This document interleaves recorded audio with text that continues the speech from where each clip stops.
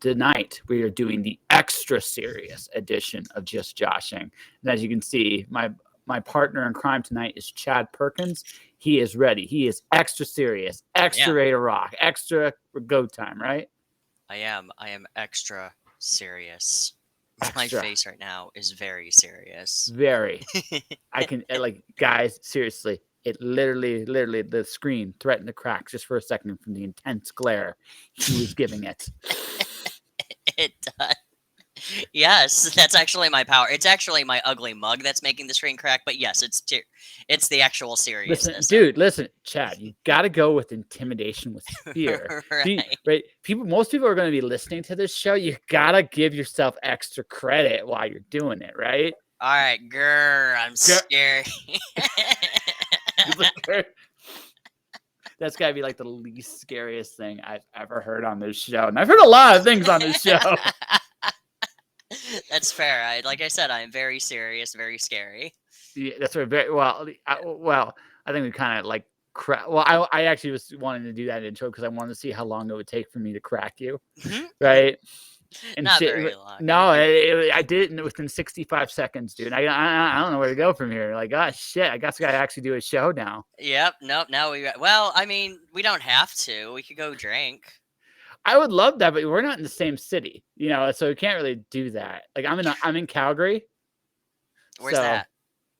It's in Alberta, Canada. It's in the West Coast. You're from Canada. Oh, that's right. Yeah, Rodney did say that you're in Canada. Yeah. So I'm right now. There's snow on the ground.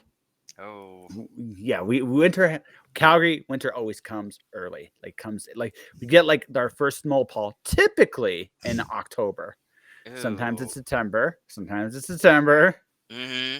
Right, but typically October. It's a light one usually. It's usually the first one. The first one's like it's a gentle like tease, and then the second one it just shits on us hard, and that's what we had the shit. Like it came down like a giant white turd on the concrete. Does that mean it's going to be an easy December though? It's weird. Calgary is hard to say. We get usually 2 weeks at -40, just to give you an idea how cold it can get here, right? That's usually in January, and that's usually the coldest it gets. Usually. Oh. Yeah. Right? Okay. Yeah. But the rest of the winter can get like weird because it can be like, okay, so next week we're getting -10 territory. It's going to feel cold for us because it's our first foray of winter. Eventually it's going to feel warm. Like that's the way it gets weird. That's weird about Calgary winter. You get to -10 sometimes when you get back up. It's like, this is actually kind of warm. Wow. What the fuck's wrong? This is swimsuit weather. I've seen it. I've actually fucking seen it. Yeah. I've recently, it's been a weird weather here too. For the first time ever, it didn't rain or snow on Halloween. And it was actually warm out, but the other night they were saying it was going to get down to like 30 or 20 or something, like really cold. And my dog wakes me up and I'm like, oh yeah, I gotta put on my sweater and my coat. I walked out and I didn't even bother looking at the temperature. It's fucking 70 degrees out or something. So I was like, oh, that's really weird ADD weather. But welcome to Michigan. Our weather's weird. Where in Michigan are you?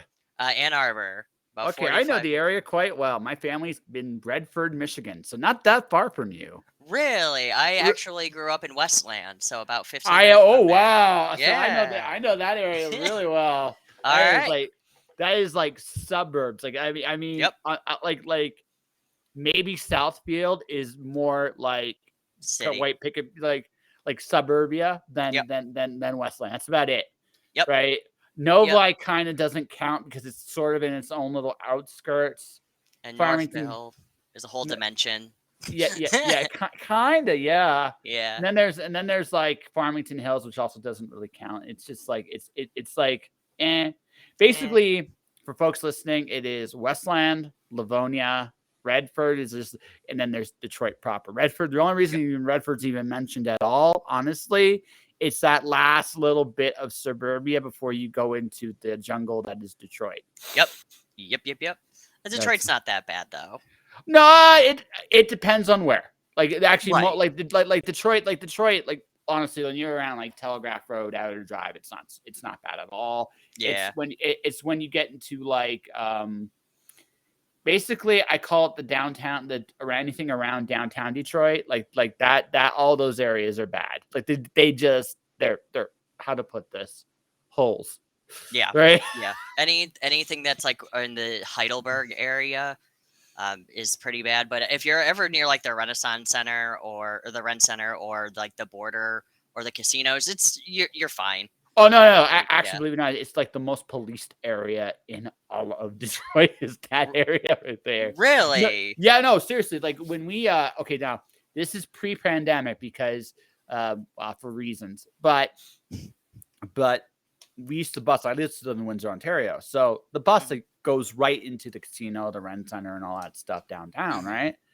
There's cops everywhere there in there because there's a couple police stations in the area. You have the arenas there, like everything's there, right? True. My favorite bookstore too of all time is actually in that area as well. It had John King books, the proper John King books, not the franchise, but Mhm. that giant warehouse of a bookstore that's downtown. I've never been. You've never been I there? haven't. No, I really should. I Yeah, not dude. Just bring a light wallet. Your money will literally burn on site. Like it will just burn.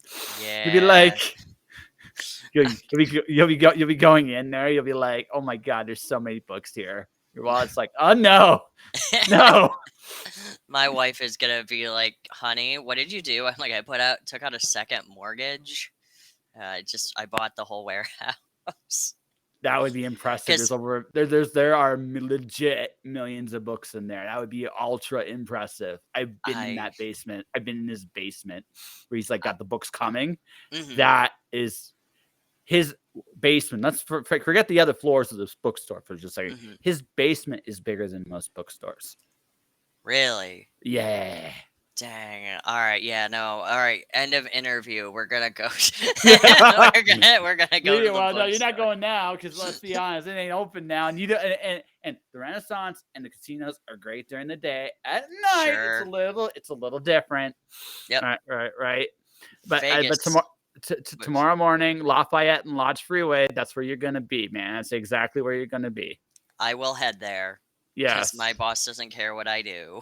So he's a big comic book nerd too. So I'll just tell him, "Hey, I'm going to the bookstore," and he'll be like, "Okay, bye." Yeah, pretty much. Yep. Wait. He'll be like, which bookstore? John King. Oh, okay. Have fun. Yep. Be Actually, like, at that point, he might come with you. He'd be like, wait, what? you know what? That's fine. He can join me. Yeah. He can come hang out with me for a while, find some new X-Men books and everything. So, Oh no, no. Okay, so John King Books is a used bookstore. It's a big ass used oh, it's a bookstore, used bookstore. Okay. but it's got everything, man. I saw an original Gibbon's Decline and Fall of the Holy Roman Empire in there.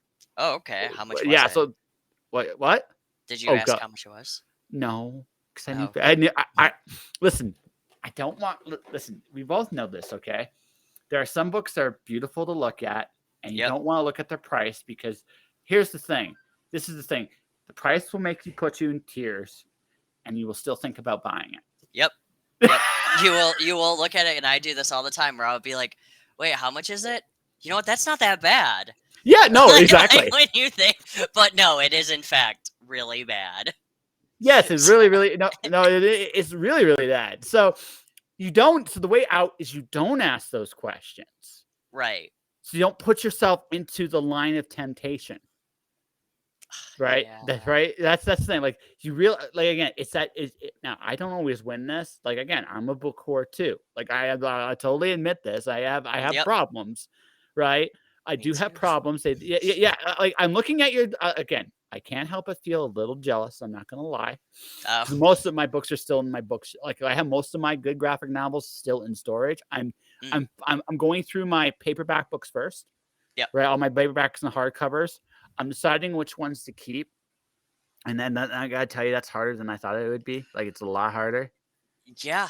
No, I've done that before too, where I've taken some and I'm like, okay, yeah, these are for donations and such. But even bad books or books I didn't like, I'm like, I don't really want to get rid of you. Because what if Okay, I so need you? no, I don't fall for that trap anymore. See, I've outgrown that. Oh, I haven't. No, I know I've outgrown that. No, I've gotten to the. This is where I've gotten to the point. Which books still make me excited to look at to read? Not the bad. I don't have time for the bad books anymore. What books make me excited to read? Right? Yeah, no, that's true. There are some bad books though that I get really excited to reread or just really excited to look at. Hey, look, we all love our car crashes. We all love do. some. Like there are some car crash books that are like, okay, some of them are on purpose. Like if we're gonna talk comics for excitement, my all-time favorite car crash book is Axe Cop. Oh God, yeah, because it's written by a child, literally. No, and that's the point, and that's why it's awesome. Right. That's why Yeah. it's fucking like it's designed to be a car crash, and you know this going in, right? You know this going in. Why Well, are you drinking? What are you drinking, by the way? Witch's Brew wine. Oh, okay, cool. It's disgusting, but it's next to me. Okay, gotcha. Yeah. Am I allowed to drink on this stream? Yeah, I don't give a shit. I only have two rules. I only have two. Okay, so I have two rules. Don't be a bigot, and if you're gonna be a dick, yeah, sorry, wrong show. Crap. But you can be a dick provided you're entertaining. Fair enough. And as far as I draw the line at too drunk to speak. Oh, so yeah. I draw that line there too, because at that point I don't feel I'm responsible anymore. And you certainly have checked out, and right. So it's like I want you engaged, like at least engaged, yeah, right. So, but a little bit of the like my family's Maltese and German, like, and I'm Canadian. So I mean, so you can hold it back. Yeah. We our podcast, mine and my buddy Kid's podcast, we've gotten so drunk before because we review comics, and we've gotten so drunk that we're not able to speak, and it's kind of funny because we're still trying to explain the books. Yeah, no. Again, there's a little bit of amusement, but it dies. It does. Yeah. So that you end up falling asleep or something, and I've done that. I have done that. So what you want to do? So what you want to do there? This is what you do. You record yourself sleeping. Right, you record yourself. You keep it for a rainy day, and then like for Christmas, when no one's listening to the show, you send that out as your Christmas episode, right? and then yeah, that's what you do. It's nothing else, just you passed out drunk, trying to. And I'm snoring too. Just yeah, exactly. That'd be amazing. I might end up doing that just to be funny. So I've had some technical issues with the show because of my computer's getting old and a few other things. So there's this one episode where I was off for 45 minutes, and one of my guests ended up staying on the show by herself for an hour. So, that's awesome. So she just kept it going. Yeah. So what I'm doing is, so this is, and she knows this already. Like she's a friend of mine, so she knows this already. I'm clipping the various things, and what I'm going to be doing to people at Christmas is sending random parts of that show out as Christmas cards to people. I love it. I have a twisted sense of humor, like I said, but she knows I'm doing it. I wouldn't do this to her. I wouldn't do this to her unless she was cool with it. But she's cool with it, so I would totally be down for that. Be like, yes, do the funniest thing ever. Well, yeah, it's like people look at it's like, well, how did you do that? I mean, I also got like one of my technical breakdowns. I saw the video. I've given this to my fans in my newsletter. They see Marissa Mayer with two versions of me on the screen. One's Frozen and one's me. So it's like me, my doppelganger, and Marissa Mayer. That's also going to go out at Christmas time to some people. It's going to be like random shit like that. Oh man, it's going to be terrifying, isn't it? Yeah. Because you just have yourself just staring into the camera while the other. No, it's worse. I'm frozen. It's just like there's this me. I look, and actually, and Marissa even said to her, "It's like that. That's a new one." And I look, it's like, yeah, it's like. I've never seen that mistake before on StreamYard, right? So I've had it where everything, and I don't understand why, it doubled us talking, but it was like it was delayed talking. So for some reason, we were about 5 minutes into recording, and then we started talking again. And I have no idea what was going on, and I wasn't sure if the recording played itself or something. But I was that sounds like actually something within their system. That sounds like a bug that just probably yeah. Just like the doppelganger version of me was also a bug, right? So it's like it's actually the Twilight Zone. That's why. Yeah, exactly. So again, so you keep that stuff and then you just ship it to people to traumatize them. I gotta start doing that. That'd be a good idea. Yeah. See. Because we're doing for our Christmas special, we are, if I can get it running, Do you remember these? I do. They're save discs. No, they're the floppies, but it's from a game called, the hell is this called? It's a Corridor 7 disc, and it's Metallic Maxim something. Mhm. Anyway, it came with one of the comics that we reviewed that was very forgettable and very bad, but we wanted to play it because it's from like the 90s. So hopefully we'll get this up and running so we can actually stream it. It says that it's like Doom and Wolfenstein 3D. So my expectations are very low. So isn't it sad that I think the best version of Superman is from a disc just like that still video game? Like Really? have you ever tried? Yeah, you go back to now. This goes like I don't know how old you are exactly. You got kind of an ageless quality like I do here a little bit. Hmm. But back in the 80s, back when you were inserting the old things and Commodore 64, Hmm. the Commodore 64 Superman is the best Superman game that's ever been made. Really? Yes, I'm not Huh. saying I'm not saying it's good, but But I mean, let's be honest. For some reason, video game companies fuck up Superman, and I'm not sure. I'm not sure why. Well, Superman 64 is an atrocity that's best left not like folks. If you want to know how bad it can really be, try to play that game. I'm asking you just not to play it. Try. I've Most owned I've owned it, and I have played it when I was growing up, and yeah, and I at first I thought I just sucked at video games, and that was like back then because I was born in the 90s, yeah.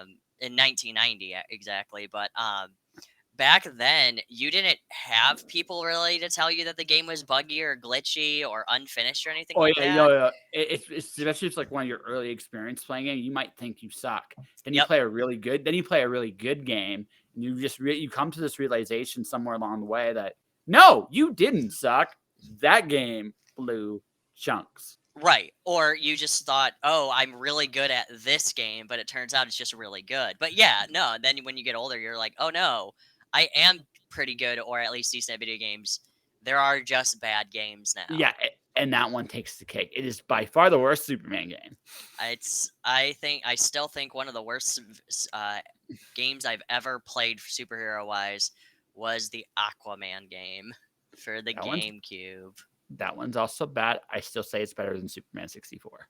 I mean, there's a lot of things that are better than Superman 64, but Yeah, no. I'm not saying the Aquaman game's good, but again, right. again, I've set the bar really low with like it's really hard to go below that bar. I mean, Hmm. you can trip over that bar and still be better than that game. No, you're right. You are Yeah. right. Yeah. We actually a game that was shockingly good was the Punisher game for the PlayStation 2. I was Didn't play shocked that. that they just you have oh man, it's a bloodbath. It's just goofy, bloody schlock. I loved that game. But Punisher can be goofy, bloody schlock. Right? He can be right. Oh god, yeah, Yeah. yeah. Have you Right. read the Punisher Max stuff?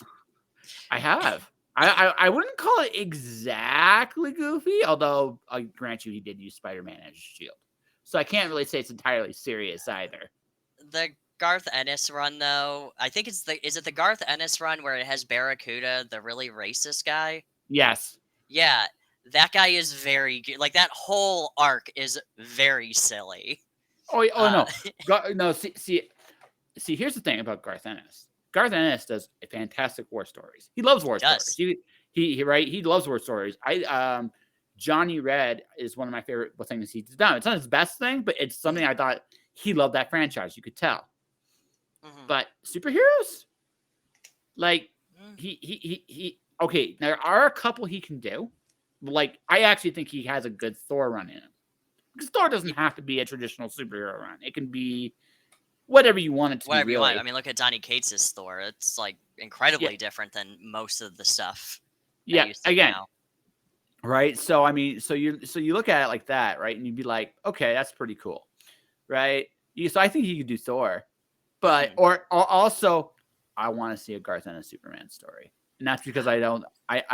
I genuinely think because here's the thing about him: there is a bit of a romantic side to him. And I think if there's any one character he could romanticize, it would be Superman. Is Superman, and Yeah, probably yeah, the whole Superman and Lois relationship. yeah. I think he could do it. I think there's some there. I think he would mock the shit out of Batman. I Oh don't God, think yeah. I think he'd mock the shit out of Batman. I think any other superhero, he'd be like, this is dumb. But Superman, he'd be like, you know what? Because I can do it, because the way I think Superman should be written is he should be the world's coolest dad. That's what he should be, with occasional really dorky dad jokes. That's how you should do Superman. Yeah, no, that's actually a very good point, because his whole Yeah. serious side stuff, it's kind of bland. Like, It's not, dude. Like, the best Superman stuff was in the '60s. Agree. Let's be honest. Jimmy Olsen became a monster every other week. Let's be yeah, right, he right, became right. a gorilla. Yep. Okay, he became a monster every other week. They had stuff like the Bottled City of Kandor and the Phantom Zone, and he was doing weird things to impress Lois. That Sure. shit was fun. Alan Moore did stuff for it, Yeah, and that was yeah, really good. yeah. But it was the same shit, right? It was the same Yeah. shit. Like Alan didn't break the formula. He Nope. just basically said, you know what, I'm gonna ride it, right? And because it works.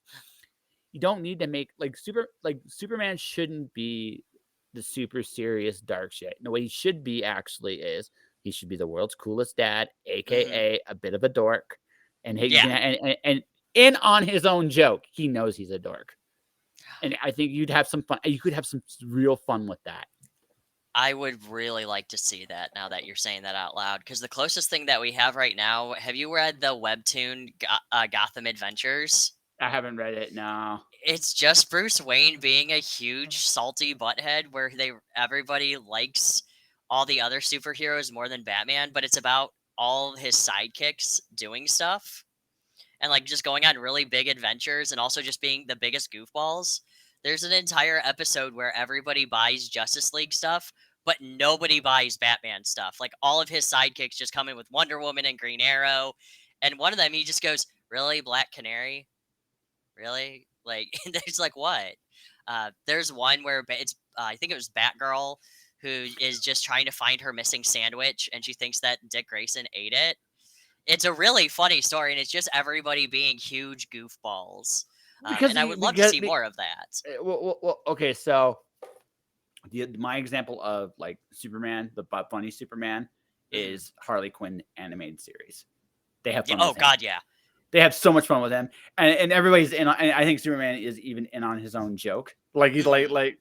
Although to be fair, the character that makes me laugh the most in that series is Bane. Bane makes me. Yes. Because he's Tom Hardy's Bane, and that makes it even more amazing. Hey, well, no, that's part of the joke. But I think the thing that makes it awesome, the thing that really makes it awesome is the fact that when you look at Bane, he's trying not to be. Hold on a second here. It looks like my page is like going, hey. But anyways, no, Bane's this uber. He can legitimately kick Batman's ass. In fact, he does in the series. Yep. He's the only one that does. Yep. But he lets everybody take advantage of him too. So he's got like this interesting rage issue, right? Yep. And still the funniest thing, I think the two funniest jokes for me with Bane were the Razzie Zazzy Todd thing, which was I think maybe which was funnier than it had any business being, and the other thing was Todd. and then the other one was there we go. I do too. Thank you. We started making fun of how serious and intimidating he was, John. That's where we started, and we've devolved into why we think like DC should be goofy, and that's where we are right now, right? I want more goofy DC. Like, I really DC can do goofy better than Marvel can. Like, honestly, it's the one thing I think that my restream is going very weird. Although I don't mind having like Chad's Top Gun headset at the bottom here for just a second here. I'm also very short, so. No, I read. Did you read the My Pal Jimmy Olsen stuff? Not the recent stuff, but the old stuff I've read a little bit. Yes. Yeah, Yes. the new stuff, I highly Hey, recommend hey, it. listen, Indie Comics Network. It started off super intimidating. You missed it. He actually growled at the screen, I right? did. You saw You did. me. Grr. Ooh woo. That's also true. I can't argue with that statement either. But my whole purpose is to annoy you. So, Yeah. um, No. Hey, listen. I think I don't just blame Frank Miller. I think DC in the 1980s needed it was. It's not just Frank Miller. It was Alan Moore's Watchmen. It was a little bit of American Flag as well. But also, like at the time, you were looking at John Strander's Suicide Squad. You were looking at Hawk World, also by a Strander. You had like the Batman run at the time needed a more serious side. George Perez's yeah. Wonder Woman's another. Like you look at that era, it really fits that era really well. But they also didn't take themselves completely serious because you still had Keith Giffen and J.M. DeMatteis' Justice League, which was just awesome. Keith Giffen. He did that Blue Beetle series. I think he was on that run, and that was really good. Yeah, no, it was. No, Giffen with Bleedle, it's like, yeah. So I can't just blame Miller. I mean, it's easy to do it. I mean, you definitely had, like, I blame Frank Miller for Batman, exclusively for Batman. Yeah, it sucks too because there's like I think that the goofiest thing I think we've gotten lately, and it was still serious, was Batman Last Night on Earth. Did you ever? I know. So DC, so I am. It's funny because out of the two companies, I'm collecting more DC than Marvel right now. But Marvel's just for this reason. It's hard to find one book for Marvel, just one, where I can just read one book Yep, and not worry about anything else. yep. The Right? crossover situation. Yep, Yeah, that's what kills me with Marvel. It's yep, nothing else, right? yep. Which is why my Marvel book of choice right now is Miracle Man, because that's by itself. And as long as it's by itself, I will be happy. Huh? I didn't know Marvel had a new Miracle Man. Yep, it just came out last month. So Huh. yeah. So and Neil Gaiman's writing it. So I'm collecting a Neil Gaiman Oh, book now for I got it. 2022. So something I never thought I actually would say, but there we go. But Right now with Marvel, I'm reading the new Venom. I just finished the Donny Cates run, and now I'm on the new one. I think it's Rom V's on that one right now. The Donny Cates Thor, and then Donny Cates Hulk. I'm a Donny Cates junkie. so, no, I feel like I missed the boat on Donny Cates. I'm actually friends with his wife, which is funny. I'm actually friends with Donny Cates' wife, Oh. Megan Hutchison. I know her very well. I knew her Mhm. before they actually got married and stuff like that. So we're friends. But Aw. it's yeah. So but no, with Donnie, okay, so I had to choose between Venom and Immortal Hulk right, and so Ooh, I yeah. w- I went with Immortal Hulk. I don't think I lost, but it's like No, no, no, that's a good series. yeah, I don't think I lost, but it was one of those ones where it was like I felt like when I looked at it, it's like I would have won the other way too. Like I would like it Mhm. wasn't like right. So I haven't found that Donny Cates book by itself that I just go again. I want something by itself. I don't. I refuse. I refuse to do the crossover stuff. The Max. Have I just Oh, won't. go on. So I'm looking. Like I wanted to. I crossover looked really good. It looked really fun from Image. But I don't know if that's like the best Donny stuff. So what would you recommend? Have you ever heard of God Country? I've heard of it. It's a 6-issue miniseries, and it's incredible. It's probably one of Donny Cates' best works. Okay. It's about this dad who lives in the middle of Texas. If I remember correctly, it's Texas. By the way, I've interviewed and I met Donny Cates a couple of times, and he's very silly. I like him a lot. But he gained this inspiration of staring at an abandoned house in the middle of the desert at one point, and it's about this guy who goes and visits his dad with his wife, and his dad has Alzheimer's. Well, a godly sword lands into the middle of the desert. The dad picks it up, and it restores everything about him. So his son gets to spend time with his dad now, all while trying to fight this big sentient god. All while, if the dad lets go of the sword, he's going to revert back to having Alzheimer's, and it's very depressing. It's very fun, but it's very sad.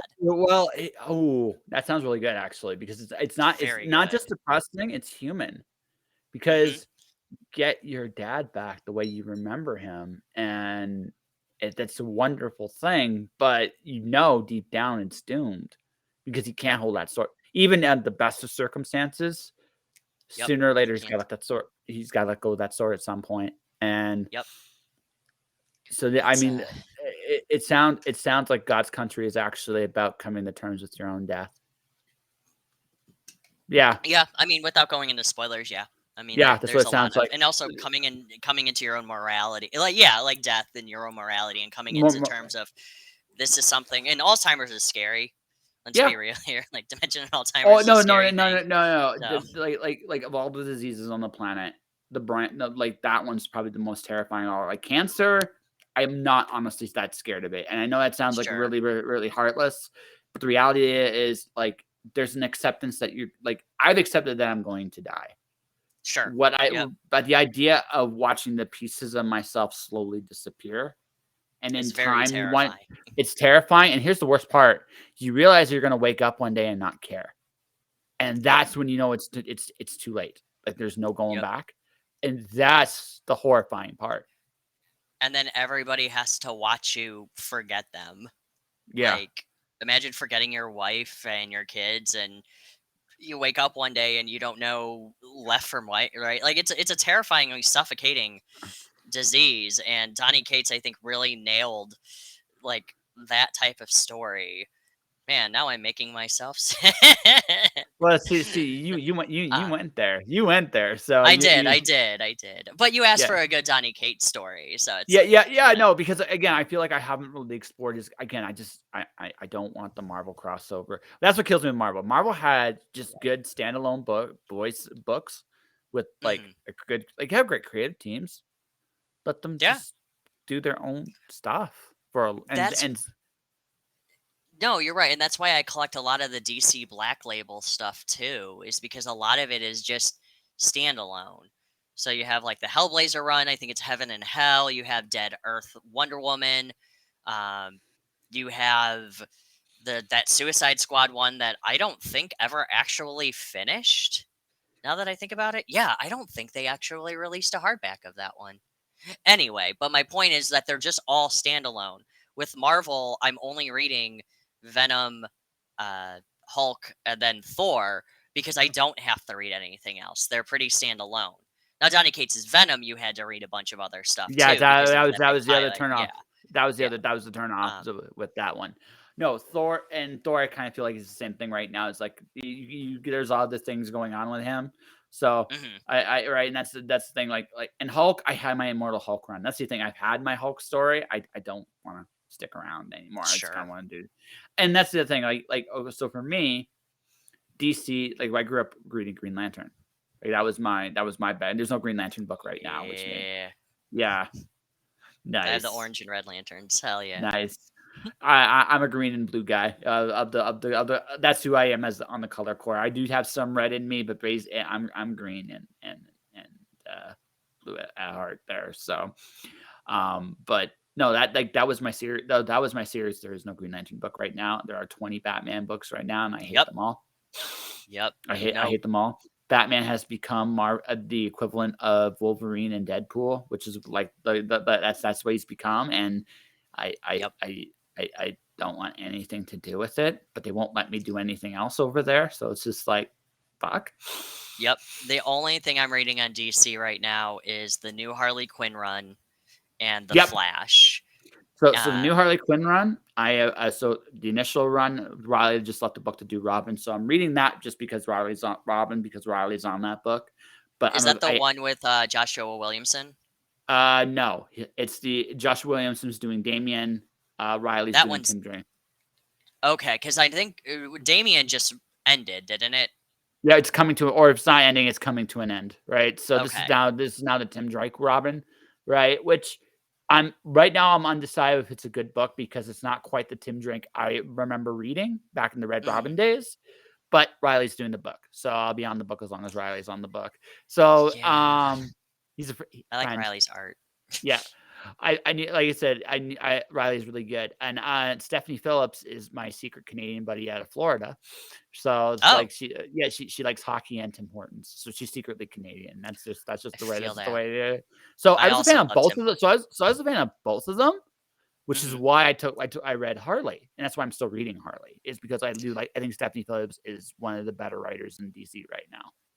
I agree. I did like Sam Humphrey's Harley Quinn as well a lot, but yeah, I do agree with you. I think Joshua Williamson and Stephanie Phillips are definitely two of the ones to watch out for, because I think Joshua's doing very well for himself as well. Joshua I knew was good when I was reading his Birthright run. Like his Birthright run was really good. The Image M Birthright series? Yeah, it was really good. It was his He he did did a do re that series. yeah, he I love his take on the chosen one trope and how he completely subverted it in a really fun Mhm. way. I thought it was really, really well done. I didn't get to read the last arc, which is sad, but I didn't get to read the last one. But I'll definitely pick it up at some point. The pandemic kind of Mhm. made me go, I lost track of some of the books I was reading.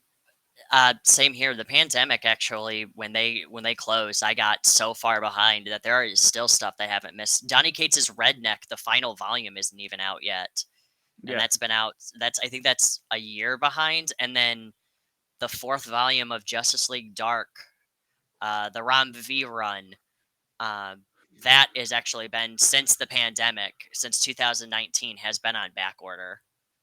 So Yep. I can order it on Amazon, but I like supporting my local bookstores, like my Yep. local comic shops. So me ordering it on Amazon feels like a betrayal. So I just kind of sit. It depends on the customer service of the comic shop I'm in. That's what it Hmm. comes down to. If the customer service is good, I will order there. If the customer service around me is shit, so our Hmm. chapters Indigo up here, our big bookstore chains used to have a Hmm. kiosk where you could actually order books in the store, Oh. or I could go to a bookstore or to them and go, hey, can I order this book? Hmm. They don't have that anymore. They completely gutted their service aspect of their bookstores. So now I'm at the point of why would I support you? You're right, Right. right, because you're not. You have to look at it from like this is something I don't understand with with companies. Service is gonna trump every cool new innovation out there. Period. Hmm. Always. Hmm. So what do people really want? I think right now, human contact. Yep. Right, human contact, an actual, experience in your Yep. stores. Yep. Provide them that. When I walk into my local comic book store, they know me by name too. That's how much I go in there. But so when I go in there to pick up my stuff, I like the fact that when they see something in my pull box, they can say, "Oh my god, you're gonna love this," or "Hey, Yep. if you like this," and they'll recommend me this. Or what's really funny is that they also know I like weird stuff. And I actually got a book about a gay wrestling demon from Ga Fantagraphs. Yeah, Gay wrestling called Damon. Okay. called Lovable Oaf.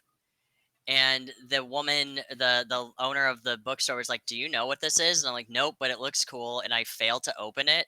I just thought the cover looked cool. And then when I opened it, I was like, "Oh." So I'm going to be reviewing it this Monday on our on our That's show. is it good? It's funny, yeah, yeah. It's If very it's fun entertaining. if it's Yeah. funny, it's at least got something going for it, right? So Yep. Nita on the Indie Comics Network, she's gonna have to blur everything because there's a lot of penises in it. So get ready, Nita. Nita is okay with the penis, I am sure. There is It's on YouTube until further notice. Until we can't stop streaming, because that's what I like about YouTube more than Twitch is that we can show like the books with nudity in them. So yeah, until further notice, yes. I just like Twitch because it's easier to monetize. It's also easier to build a Sure, following than it is on YouTube. It just is. sure. I think gamers are the more enthusiastic fan bases out there, Hmm. but that's just my opinion. Sure. But I get why people gotta go where they're comfortable with too, right? Yep. So and I totally understand that. Let's see other comics. So my nostalgia comic of choice is Teenage Mutant Ninja Turtles. Oh, have you read The Last Ronin? Yes, I did. It was my favorite. It was my favorite book of the year prior. So, Mm, I gotta right, finish it, but it yes, it's no very no good. it's good, and it was the right turtle. It was the right turtle to tell that Yep, story with. So, yep. um, there's only two that would work, that would really work, and but they told it with the best one, and I thought that was really, really good. Right now, so that's the only one I'm kind of like the turtle books would normally be 1 or 2 books a month. So it's Hmm. going to go to 3 for a very short period of time, then it's going to go back down to 1 because they're doing their big event, the Armageddon game. It's something they've built up forever and ever and ever. I'm Yeah, okay with that. I'm okay with that, right? Because sure, it's like more it's turtles. well, not even more turtles. It's just a once in a while deal. It's not like, oh, to read the full story, you must go here, here, here, here, Right. here, here, drink. Here, here, here, here, here, drink. Right, and that's it. Like I think this, and the other thing too. Not this is the other thing too. And I'm going to show this here live on the air. So I got this sexy cover and this sexy Ooh. boot. This is Mock Park, and Mock Park. And so, but for the latest issue of this bad boy right here, I'm a big fan of Anvu. This is her art right here. So yeah, Oh, so yeah. So I do a lot more Kickstarter now than I used to. me too. Yeah. So my regular book buying stuff is going like I'm exactly happy where I'm at right now. I won't go a single book over it. Hmm. No, we do. I'm right now. I've been putting in a lot of Kickstarters as well, like actually supporting them because I think there's just a lot of really good content out there that bookstores just don't have. It's a different audience. Like I Mhm, think one of the big things about Kickstarter that a lot of people don't understand is the reason why comics do so well there is that Kickstarter is a collector's market. That's what mhm, it is. This is where collectors go to buy cool shit. So if you provide cool shit, people will buy it, they will right? And buy it. that yeah, right. And that's why comics do very well. There are some strategies I think are better than others, right? Mhm, And I think that shows in the bank accounts of the people who have do really well on Kickstarter, right? mhm. Um, my favorite creators on Kickstarter right now are Rob Malteri, Kalen Smith, Yep. right? Kirk Zowers does, which is what I showed you, did really cool stuff there. So I mean, and I'll try 1 or 2 new people a year. I want to do Mhm, something. I wanted to do something with Steph Cannon and Mount Knowles. I had them on the show last night. mhm. Uh, but unfortunately, I just lost $1,600 in the last 2 weeks with 2 of my freelance contracts went up in smoke until the new year. So it's like, Oh, yeah, ooh, that's terrible. I'm sorry, dude. Speaking no, of, oh, it's all go good. on.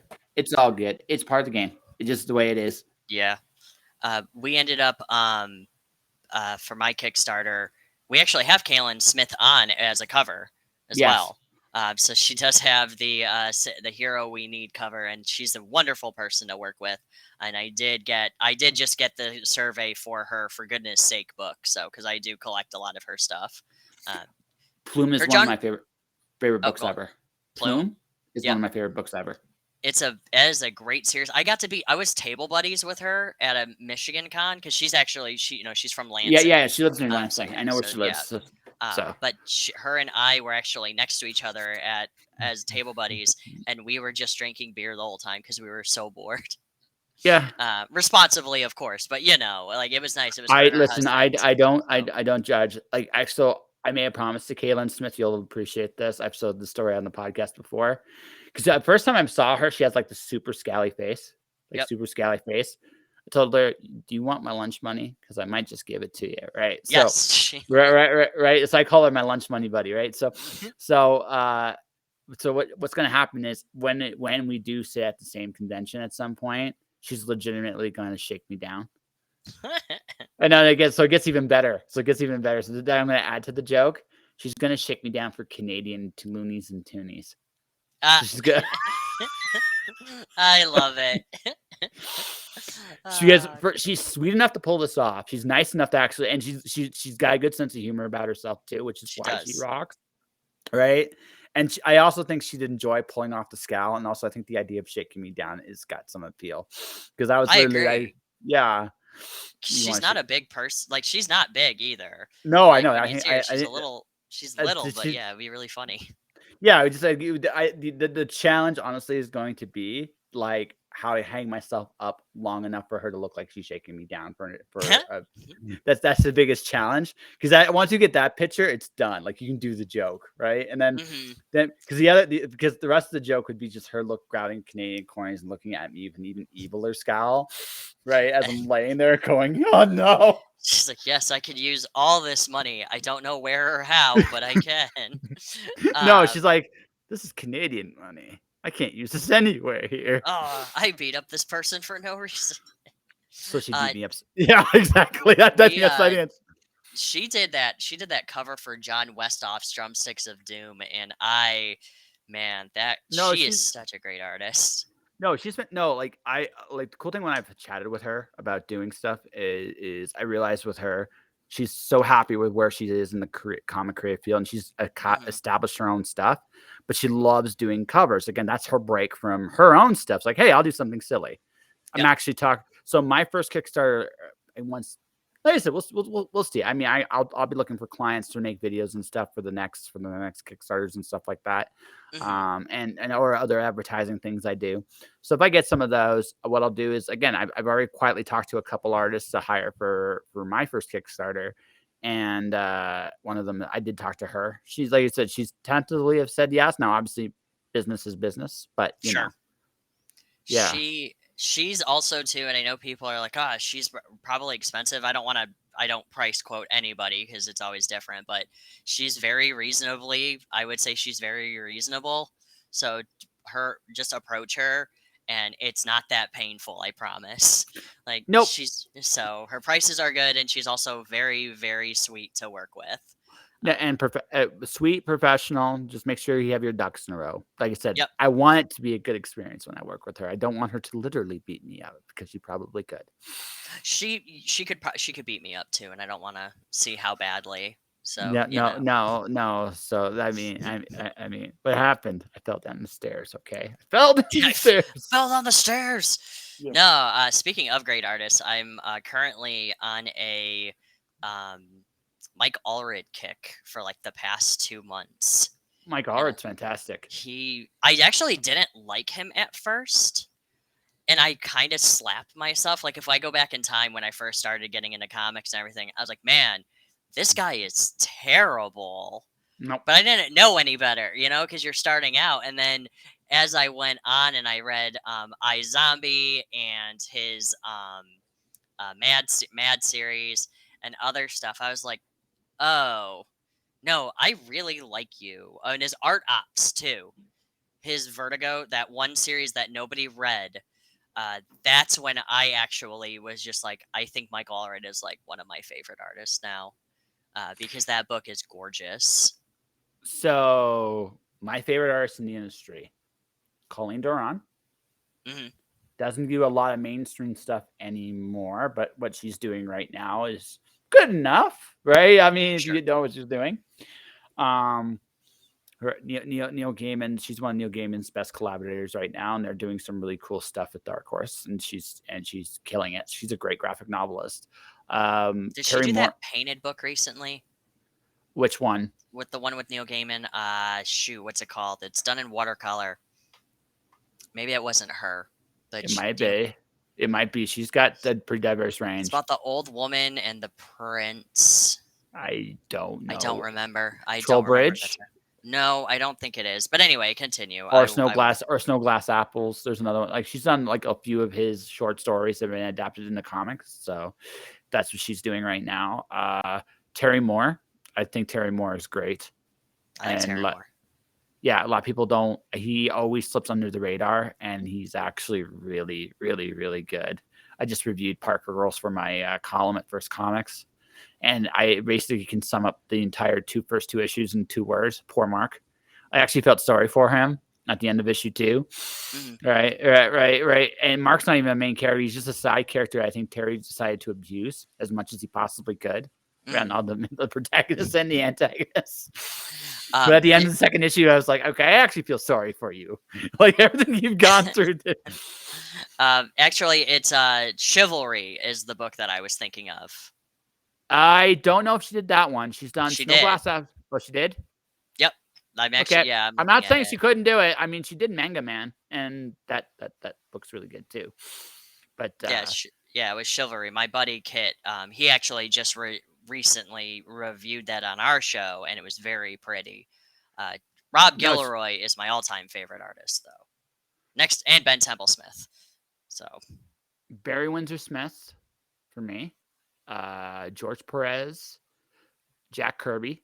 I still love Jack Kirby. I think Jack Kirby's good. sure. Carl Carl Barks. I'm sorry. I love me some DuckTales. I'm just sorry, and that's just the I way mean, it he's a is. classic. How could you not? But, This, again, I've met George Perez, and right now, currently Liam Sharp. I'm enjoying. I'm not familiar with him. He's doing Starhenge for Image Okay. right now. He's done Green Lantern with Grant Morrison. He's done Wonder Woman with Greg Rucka. He's done the first book I read of his was Testament, back in the Vertigo days. Hmm. Very cool dude. Like he's got some amazing stuff out there.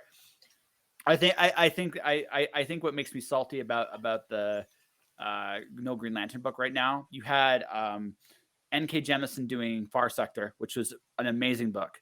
You had Grant Morrison and Liam Sharp doing The Green Lantern, which, by the way, is probably underrated because Far Sector was that good. It's like, Hmm. wow, you blew away those two, but those two still had a really good book. It was just like I couldn't lose. Right. I couldn't I lose. was far. And then F- stopped the whole thing because of guy DC pissed me Was off. Far Sector about? Was that the one with the one chick, the newest Green Lantern girl? Yes. Yes. Okay, I didn't know that ended because I thought that was actually still going. No, Uh, it's 12. It was a 12 issue series. oh, okay. She was in the Green Lantern, I guess, post whatever. I don't know where they're at in terms of crises and shit at this point. They're doing that dark crisis on Earths or I don't something, care. where John I don't care. Kent, John Kent forms the Justice League with two Blue Beetles I and Harley I Quinn. I don't care. I I'm just like I'm like you're reviewing this stuff, so you know more than me at this point. I like my books in my own little corners of the universes. I'm going to read them, and yeah, that's it. That's it. I don't care. we mostly review like off the wall stuff. Like we'll bring Marvel and DC in as well. If I'm reading it, but usually we'll find stuff like from First Second, Dark Horse, Fantagraphics, Drawn in Quarterly, any manga. So I'm So re- what are you reading for? What are you reading for manga right now? what? Oh man, what am I reading? Monster Okay, currently. cool. I just finished the second volume this last month. Uh, and I just Beastars I'm also reading, and this crazy food truck manga. So those are the three things that I'm currently buying right now. But I want to get into the new the Chainsaw Man stuff too. So So for me, and it's One spy. Piece. I am caught up on One Piece, so I am reading that. So I'm reading. So for the last 2 years, it has been Spy X Family. That's such a cute book. That book is awesome. It's Like beautiful. again, it's once you get the joke, it's fantastic. Hmm. Like once you get the joke, it's fantastic. It's like if you're going in there expecting a serious manga, it's not.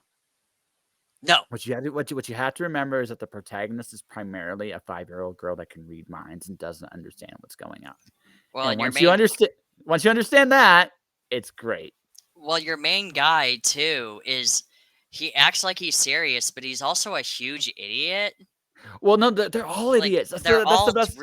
yeah, but that's what I'm saying. It's like that as the story goes, you kind of find out that like even the little girl is an idiot. Like they're all not that bright. But see, here's the thing: the little girl has an excuse, I mean, yeah, right? she's 5. Yeah, Like she's 5. yes, but Right. So they're not. So here's the thing about that series: is like what you realize is he took a very old trope that nobody is exactly who they appear.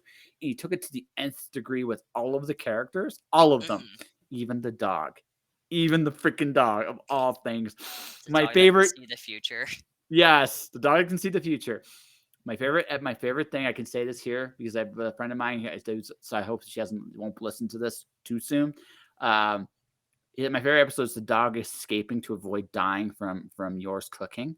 One episode, Oh yeah. yeah, that actually put me in tears. I was laughing so freaking hard. Once you realize this whole adventure with Twilight he went on was so he could avoid his own death by cooking, was I Yeah. thought the greatest thing ever. It is Like, a very, very good manga.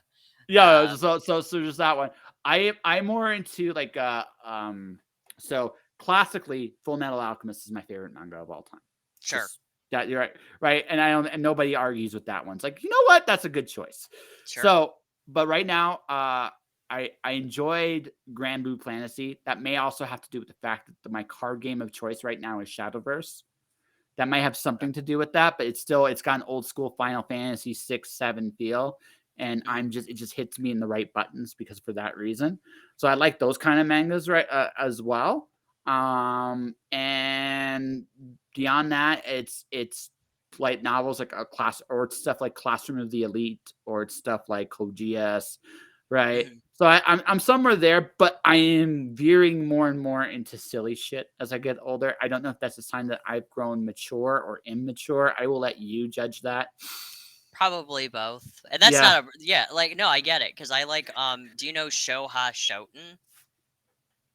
that rings a bell, but I don't know. I probably have seen it, but I probably Okay. haven't read it. I've seen it, but I It's probably. do you, Sorry. it's on the show. No, you're okay. It's on the Shonen Jump app. And it's about this kid who's very shy and this other kid who's like a comedian, but the kid who's really shy is really funny and he writes really good jokes and they team up and form a comedy duo and it's very good. Um, so that one I think is so far one of my favorite. Or what's that other one? Oh, do you, are you familiar with PPPPPPP? No, and I think maybe should I be? That's the No, question. no. It's also on Shonen Jump, and it's about these piano prodigies that are famous from all around the world, and they're like the not five or the four legendary piano kids, but there's a fifth one or something, and you find out that he might have hidden talents, but he sounds like he's really terrible. And it goes from being like this drama to a battle manga where they fight with pianos. Yeah, like it's really weird. Like when they play the piano, like these big constructs come out and start like doing stuff, and I'm like, what is this? Uh, So someone there was a Scott Pilgrim fan they because would remember they the Scott. The, yeah the, yeah the concert yeah, the yeah, the concert battle. But yeah, it was yep. like you're fighting the bosses, the evil ex boyfriends, and you're beating them like Scott Pilgrim is my all time favorite arcade game disguised as a comic ever. Like Yep. once you realize that what it is, it's like this is fun. Okay, this is them having fun. It's very very good. I love Scott Pilgrim. Like that's one of my favorite comic book movies. But it's Yeah, also one of my favorite Oni Press comics as well. Uh, I think the genius of it is definitely cannot be overstated. It's brilliant. It's a good commentary on the garage band days of Canada towards the end of that era. mhm. And it's ultimately it's a love story disguised as an arcade game. And I Yes. thought it's sweet and it's actually really really fun and it's one of the more sophisticated things Ani's ever done. Although my favorite Ani book of all time is probably Wasteland by Oh, Anthony with Christopher Mitten and and Anthony Johnson. Yep, yep, yep. No, that's my is it Anthony Johnson? Is yep, the okay? yep, He's the writer on that. yep. That was his baby. That was his baby the whole way through. So Yeah, yeah, I got the whole run. It's on my. I have like my 10 greatest like comic series. That one's like number 10. So I really enjoyed it that a lot. really. Yeah. I have read the first volume, and I definitely need to get more of it. I think they just started releasing the omnibuses. Yeah, the omnibuses would just be. I've just started. So I'll tell you, like my all-time favorite series are that one. Okay, Planetary by Warren Ellis. I realize he's got a really bad reputation right now, but that is one of the big coolest love letters to Sure. comics ever. It actually is a really. It's secretly Warren Ellis loves the genre, and he doesn't. And this is his way of telling that story in a very fun way. Number 9. My favorite Brian Wood story is Local. Like I think Local hits me in a very certain way because I moved around a lot as a kid. So I understand the adventures and towards the end about never quite going home. And I understand the lesson there. Midnight Nation by J. Michael Straczynski and Gary Frank is phenomenal. It is easily JMS's best work. It's not even close. Like that is JMS's best comic books at work, bar I'll have none. to look at it. Yeah, like Midnight Nation is his best. Everybody remember Rising Stars is good. Nation's better. Have you read Sidekick? I haven't read Sidekick yet. Oh, that's a really good one too. Yeah, I'll have to check that out. Let's see what else I got. So I'm not. I do have Watchmen on the list, but it's kind of like an honorary. Like my favorite Alan Moore series is actually Promethea. You can't really argue with. We can't really argue with J.H. Williams and Alan Moore just doing their thing. I don't think that's bad. I have to read his Batwoman series, J.H. Williams. So do you remember the days of what has DC Comics done something stupid counter? I remember that day when they announced the end of that run. Because that day DC broke the counter 4 times in one day. Oh. It was so bad that they even said we can't even reset the counter because we were afraid if we do, they're going to do something else that's dumb. So we're going to wait a few days before we do it. Oh, yeah. Oh. It was bad. That was the counter. Well, every time DC did something stupid, they would reset the counter. And I'm talking about corporate. It was a mass nightmare. It was same day J.H. Williams got canned. They lost. There was another scandal that came out on the same day, and another they had lost. It was just one of those days where it was a catastrophe for the company to such a point that it was like we can't even reset the counter right now. We're done. Yeah, the counter, even the counter can't keep up anymore. So. The counter's retired. Yeah. So it was a great way of, and that's also like my favorite way of looking at comic news. Like it was one of those have fun with it. Like a lot of the rumor sites try to take themselves really seriously, and sometimes there's some really good reporting on there, but sometimes it's just really terrible information too. Yeah. So I can kind of see both lens. Other series are like Hawkworld by John Ostrander, like the original minis, or Tim Truman's Hawkworld is really, really good. I really love Hunter Killer by Mark Waid and Mark Silvestri. Okay. Did you ever read that one? No, you're listing a lot of stuff that I'm actually not that too familiar with. Yeah. But yeah, no, I gotta check these out. Let's see. So you're get a choice here. The original Quantum and Woody run by Christopher Priest and M.D. Bright. Although M.D. Bright does not have a great reputation, and it's actually I think it's not. Wait, no. M.D. Bright has a good reputation. I'm thinking of Gerald Jones for another book. M.D. Bright's got a good reputation. So Priest and Bright's Quantum and Woody run is fantastic. Or go with Barry Windsor Smith, just the Barry Windsor Smith stuff, the Archer and Armstrong run. Is that the one when they rebooted Archer and Armstrong? No. Okay. Because I know the Rafer Roberts one. That's the one that I have. No. The one I'm talking about is the original. Okay. It's the original run. I have it. It's funny, like legitimately funny, weird. Everything the other runs try to copy. The only cool thing about the new run I like over the old run is Archer gets like a huge power boost with his actual abilities. They did a really fun job with him, but they did a Three Musketeer story with Archer and Armstrong and the Eternal Warrior, and it's fucking fantastic. It's just awesome. No, it's great. Like Barry Windsor Smith's like Archer and Armstrong run. Now, once you get past issue 12, I will admit. Archer and Armstrong goes like this. Kind of down, yeah. But those first 12 issues, man, they make me go like they tear me up. Like they really they're hilarious. Okay. Including the like his run ends in a bar fight of all things, and Solar Man the Atom is the bartender, and that's Uh, it. Oh, I hope Valiant doesn't disappear. They're in some deep shit right now. I'm so bummed. I think they're going to. I don't know what I like when their ownership transferred. Like you had a sense that they were going to go downhill. I know. No, I'm no, sad no, about that. no, but I am too. But it's not the first. Like I've lived through 4 different Valiants at this point. Yeah. Yeah, the Jim. What I'm talking about is the Jim Shooter Valiant era, and there's the Jim Shooter Valiant era. There's the Bob Layton Valiant era. There is the Acclaim Valiant era, which is the worst of all the eras. And then there's the current era. And then there's the current, and well, actually, there's 5 eras of Valiant. Although this current one still had a continuity going from one to the other, much like Shooter and Layton. When Danish left the company, and slowly but surely, everybody that he got on to work on those books disappeared too. It was like, oh, yeah. Now I think Dinesh is doing Bad Idea. yeah. Yeah, he's on Bad Idea right now. And Bad Idea is doing okay. They are interesting. I said, oh, I know. Okay, they're doing okay. I'm not saying they're.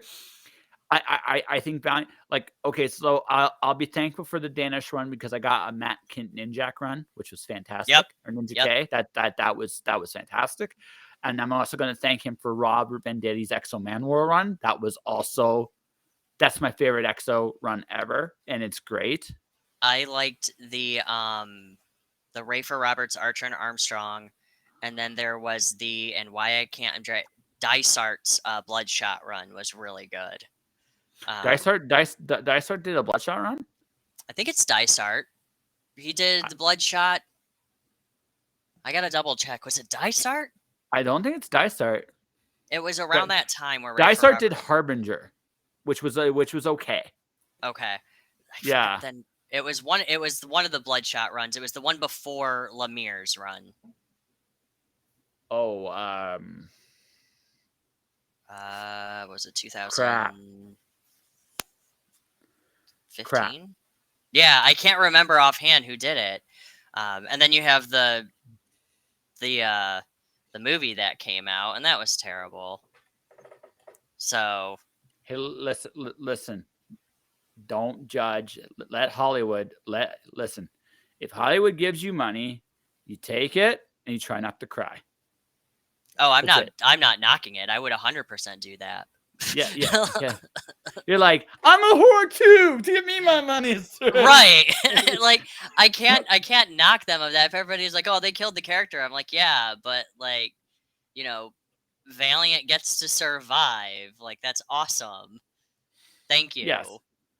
I want to keep them around. Oh, and then there was that other one that they did, Ivar Time Walker. I really like that one too. I love it. The Fred Van Lente. That's a really good series. It's my favorite comic book time travel story. I agree. Yeah. It's my favorite one. It is so well done.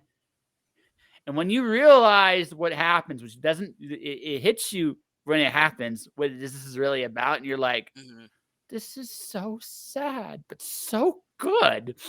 I honestly think it's Fred Van Lente's best work. Honestly. Okay. I haven't read a lot of his stuff, he did the Archer and Armstrong relaunch in the Valiant first, not the Rafer Roberts came after, but Fred Van Lente did the first Archer and Armstrong run. He's also done Magnus for Dynamite, which was interesting. He does a lot of stuff there. Okay. But no, my favorite thing Fred Van Lente's done is his Ivar Time Walker. It is so good. It's his best story in my opinion. So, as you can see, I'm a big giant comic nerd just like you. No, I know, and that's great. No, legitimately, I love it. It's nice to actually meet another person who reads a lot as well. It's Joshua Dysart and Gage Christos who did it. Christos Gage? Yeah. I knew Gage touched it. I didn't realize that was Dysart.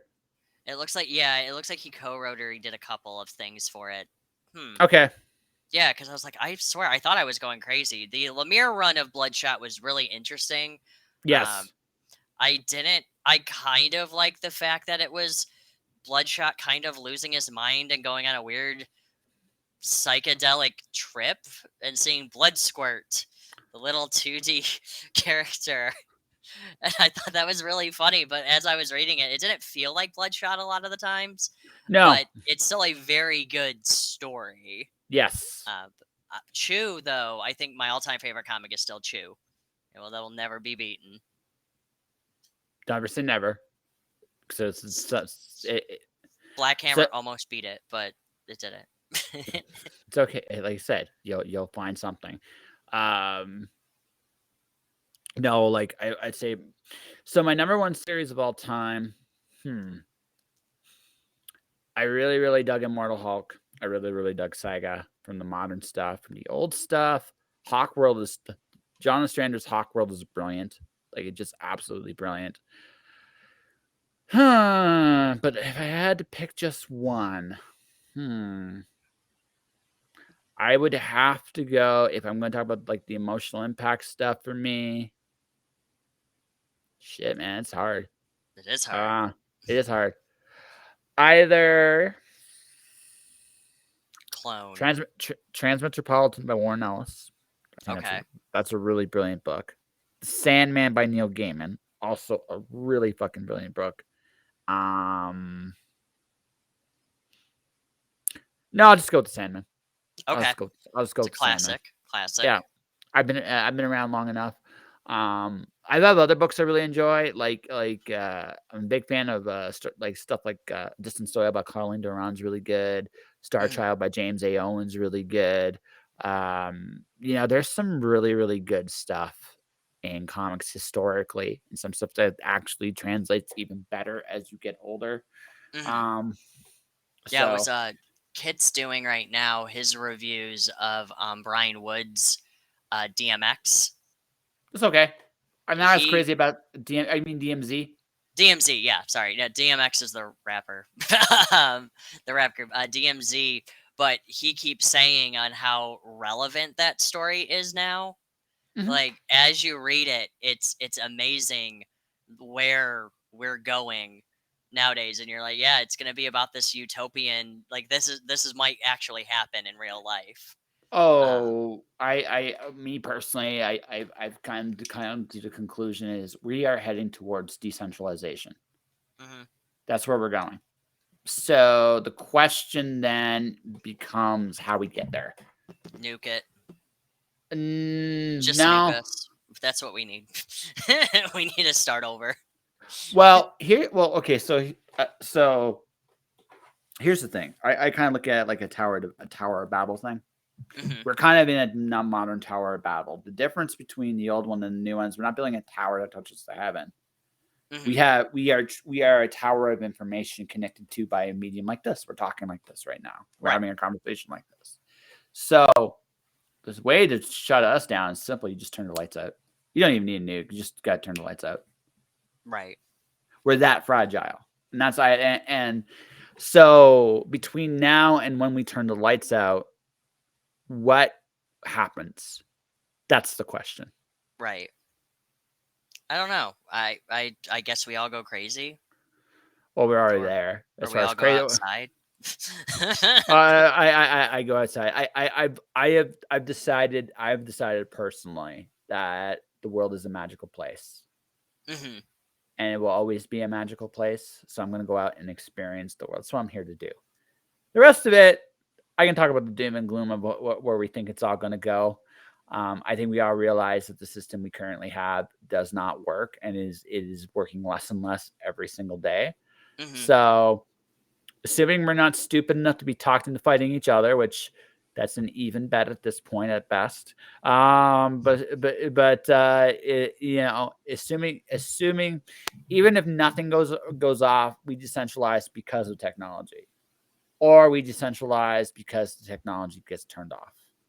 One or the other. I haven't decided which way we're going to go. I think that's up to us. But I think I do. I think legitimately that's up to us. I think it's up to us in how we perceive and deal with each other in the world. How we treat each other is going to determine where we go. Yeah, I think it's that simple. That's deep. Yeah. No, but you are right. You are right.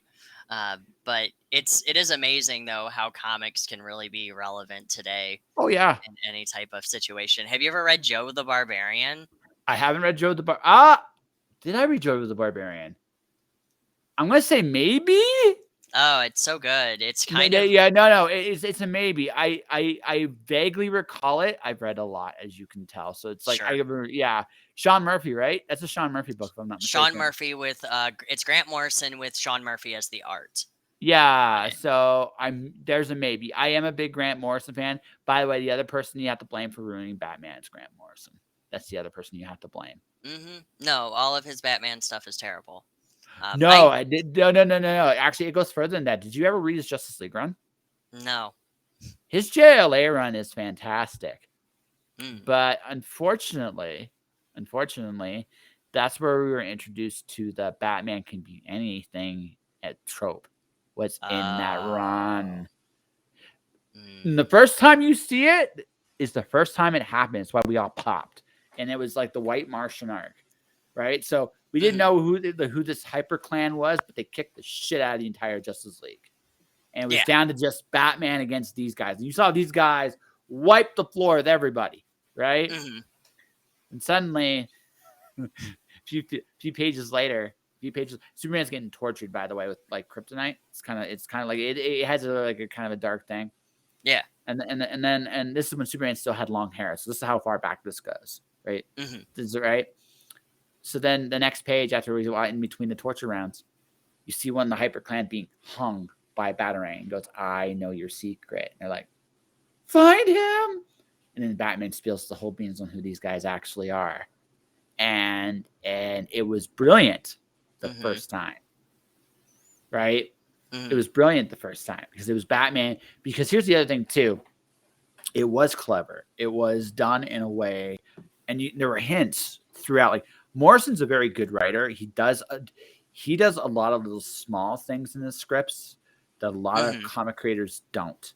So when he gets certain payoffs, he sometimes gets too cute. That's the problem with Morrison. He gets a little too cute with it sometimes, Mhm. but he does set up some stuff incredibly well.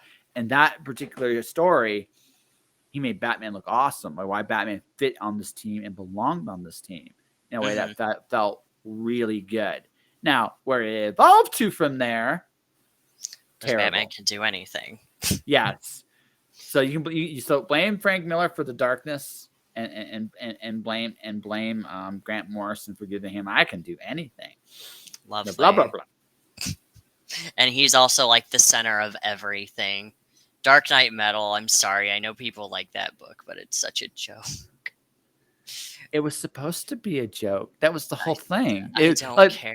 No. But that's the thing. It was supposed to be a joke. Listen, it's Dark Knight metal. So there's two kinds of metal out there. There's this really serious death metal, like the music nerd. Then there's Yep. like the guys that go up there and are playing barefoot on stage. They're Mhm. just having fun. Dark Knight's metal, I don't have a problem with because it's just fun. Mhm. Batman facing his worst nightmares with the help of his buddies. That's actually a cool idea. Okay, you know Sure. what? On paper, that's a cool idea. Then they turned the Batman laughs into a real character. Then they turned all these Batman into real characters, and Yeah. then so and then at that point it's like, okay, Uh, so this was fun, and then this, what the fuck? and now it's Batman is the scariest person in all of these universes, and I'm like, oh. My sad thing is that I liked Red Death better. I thought that one was a lot better than the Batman Who Laughs. Now, granted, though, the Batman Who Laughs the miniseries is a good story. I did Yes. read it, and it is very well done. But I like the fact that Bruce Wayne forced himself into Barry Allen or the Flash's mind or in Flash's body and is using that to be an evil psycho killer. I think that's really funny and way more interesting More than. interesting yet funny? That's the Well, word. yeah, that's because it's like when you think of it, oh, it's Bruce Wayne as the Joker, and this is how he's scary. I'm like, yeah, okay, but then when you tell me something better, where it's like, yeah, but this guy forced himself into Barry Allen's body, and now he's just crazy. I'm like, you know what? No, that's way funnier. No, I no, like that no, better. but see, I don't know that I would call that funnier. I think that's actually a more interesting story. Funny is not the word I think of. There's like, okay, that's terrifying. Yeah, That's terrifying, legitimately. It's like Batman and the Batman who laughs makes no sense. That's the thing right. about it. Like he makes no sense, which is like because again, if you turn your brain off, it's fine. But the moment you think about it, you're like, nope, Batman can't be Right. the Joker. He just can't be, right? Right. Hey, yeah, okay, sure. Mhm. No, Sure. I mean, sure, I guess. I don't know. But No. still, Grant Morrison's Batman Gothic was probably one of the worst things I ever read. Or Sam Keith's uh Beyond the Looking Glass. That was a terrible run. Fair enough. Hey, it's okay. It's okay, Samoki dude. I understand. I understand. Mhm. We're actually making fun of that fact right now. That's what we're doing. We're making fun of the fact that Batman that way is actually kind of lame. I'd rather He have Adam is. West. I'd rather have Adam West Batman over that guy. Yeah, I would personally, if I had to choose my favorite Batman, I'm gonna go with Robert Pattinson just to piss people off. No, I like Adam West, and I also like Michael Keaton as well. I like Robert Michael Keaton. Pattinson, I think it was pretty good though. I like Michael Keaton as Bruce Wayne. I don't like him quite as much as Batman, but I do enjoy his as a Bruce Yeah, Wayne. Yeah, Batman. Okay, Batman from the anime series is still the best one in my opinion. Yes. there's that other Batman series that nobody talks about, The Batman. Yeah, I've seen it. It's good. Yeah, It's that one actually is not really bad. good. It's not, no, for what it is. I really like the animation style of it, and I like that Batman as well. Uh, I like that the fact that Bruce Wayne is kind of dorky in it. Um, Well, that's the thing, right? There are um the cool. Okay, so we'll talk about this. Batman. The cool thing about Batman versus Superman. See, Superman, Wonder Woman, Aquaman, to a lesser extent, The Flash and Green Lantern I like Aquaman. are are concepts. Like Hmm. they're from a different age where characters aren't fully fleshed out. Batman is an elastic enough character that you can literally put him in any environment and he's a good story, right? Hmm. It's really hard. Like I said, Superman should be the coolest dad ever with terrible dad jokes, and he's in on how lame he is sometimes. Yep. That's how Superman should be. But you can't put that guy in every kind of story, and you Right. shouldn't. And you Right. shouldn't, right? You shouldn't. You right. That's what you should do with Superman. Like Superman, that's what he should be. He's fun that way. You could have a lot. You could do a lot of cool stuff with him, right? Hmm. I actually wish they hadn't aged Jonathan Kent. I actually wish they hadn't because there is so much left on the floor with that Hmm. they missed out on. And I think looking backwards, they probably shouldn't have gone that far ahead. Right. It should have been 10-year-old Jonathan Kent joining the Legion of Superheroes. That's what I think. Oh, see, I like the idea that he get. See, I kind of want him to be the small child, but get the ragtag team of the Justice League that he chose, because all of them have to make fun of him that he's a kid. Yeah, well, no, that's fine. But I mean, I like again, Jonathan, kid Superman. Lot of stories left on the table, and I think it would have been the perfect thing for dorky, cool dad to play off of. Hmm. That's the thing. I think there's a lot of story on the table they never touched, and they could have, Right. right? And that's my opinion, right. So not that I count. I mean, I just listen. I have a big mouth. That's why I have a show. So you know, but but like I said, but these characters like Wonder Woman, I think is the perfect example of when she's done well, she does some of the best stories in comics. But when she's done poorly, it's ew. Right. It's, like there's no middle ground with her, and it's because as a character, you can only do so much with her in terms of where you can put her. Right. Batman has the advantage of you can put him anywhere, and he's cool. You can put him anywhere, and you can make him cool. He can be the butt of his own jokes. He can be the main character. He can be Dracula in a cape. He can be a science fiction guy, a detective. I like the detective Batman the best, is my personal favorite, but I think he's much more interesting as Detective Batman than, say, you know, Batman that's the center of the universe and scares people. It's like, it's been done. I want, what I really want is I want a new good Hellblazer story. Though I love John Constantine, and that guy, he got his new one, his Spurry Spurry, Cy yeah, Spurrier. he did the recent one for the DC Black Label run, or the when they did the Books of Magic or Sandman universe run, and then they did that Heaven and Hell one, and that was not good. Now we don't have Constantine's, Hellblazer. but again, Constantine's in that same category. Mhm. You can put him in certain kinds of stories, and he's great. Yep. He what he is he's a more adult version of Harry Dresden. That's what he is. So Well, yeah. that's Well, Harry Dresden was, yeah, I I guess. know. I'm the core of the idea is what I'm talking about. What you again, where you can take Harry Dresden versus John Constantine's a little bit of a different ride. Dresden can do certain things that Constantine can't because of who he is, but essentially it's the same idea. Sorcerer, private eye, investigator. Yep. Right. So the last Constantine run I dealt with was Rossmo's run with, I can't remember who wrote it. Ming Doyle. Yeah, it was good. That was decent. Who is, interesting fact about Ming Doyle. Do you know the band Lemon Demon? No, I should though. That sounds like an awesome band name. Lemon Demon is a great band, but Ming Doyle is married to the lead singer, and I did not know that. And I was like, wait. So this nerdy guy who does like nerd comedy rock is married to Ming Doyle, this one lady who brought John Constantine back from the Lemire run, which I thought was terrible. That new 52 run was, I'm sorry, it was bad. But they finally brought him back and made him awesome. Is married to this nerdy comedy rock man.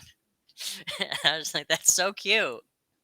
So it was interesting because I just feel like when you read her stuff and you listen to Lemon Demon, they're like two different things. sometimes, but see, here's the thing too. When you actually get to know some of these people in real life, you can see where their personality hits the page. That's the thing. You can see it, and it's like, oh, that's you right there. And sometimes like, you're really sweet. Like, you're really, really sweet right there. And you're like, and it's cool when you actually can figure out things about the author reading it, and they get really, really bashful. But maybe it's just me because I've interviewed so many people. But it's just one of those things like, I get that. I know what you give a shit about. Yep. No, you're right, and it's always fun, and I do enjoy when people pick up the little tropes that are just different aspects of personalities people do in their writing. Like, I'm a very angry person, but I come off as very nice, but I put a lot of anger in my books, and people have noticed that. I'm like, yeah, no, that's because I am secretly an angry human. Most people secretly see angry people care. And what they're angry about two things. They're angry about whatever is bothering them, and they're angry that they care so much because they can't help themselves. Nope. Yeah, I hit the nail on the head there. Yep. So what I realize is I'm 41. I'm still pissed off at things in the world. I'm a little more. I understand why some things are the way they are, and I'm a little bit more. I'm not as angry as I was in my 30s. I'm still pissed because some of it's incredibly stupid, but you realize that it's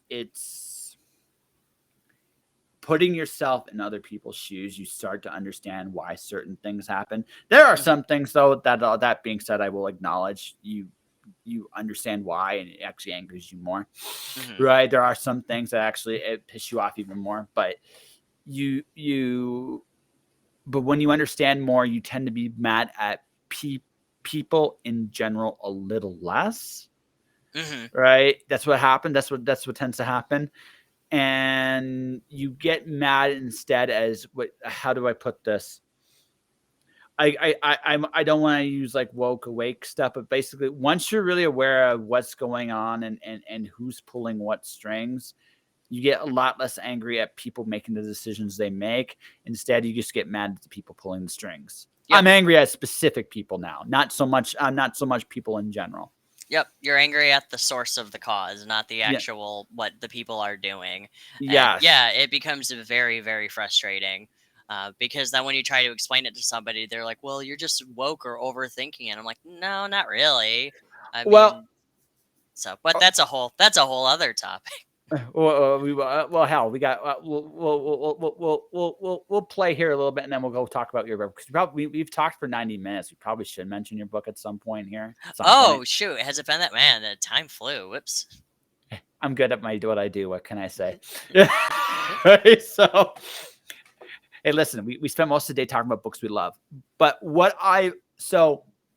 there's levels to it, and then this is what I will tell you. Like, there's the level of what people believe is going on in terms of I'm just going to say, for simplistic terms, left versus right, Hmm. right? And then you go to the next level, and then you realize there really isn't a left and right. It's really just it's the same face with just whatever disguise people like more than everybody else. And then you're like, well, what does that disguise look like? And if you really want to look, when you really want to look, you see the truth. You see those truths. What I get annoyed at with the only thing that really still annoys me with people is, this is what's going on. No. So have you looked at here, here, here, or here? No. People don't look. People rather be comfortable in their own ideas and necessarily explore what's really going on. Right. That still annoys me. That still annoys me a little bit. Hmm. But I also realize too that and this is where maybe wisdom and shit comes into play. Maybe it's just not their battle to fight. Hmm. And then You got deep. I surprise people. I surprise people. I can be silly and deep in the same conversation. So I get that. I get that a lot. yeah, yeah.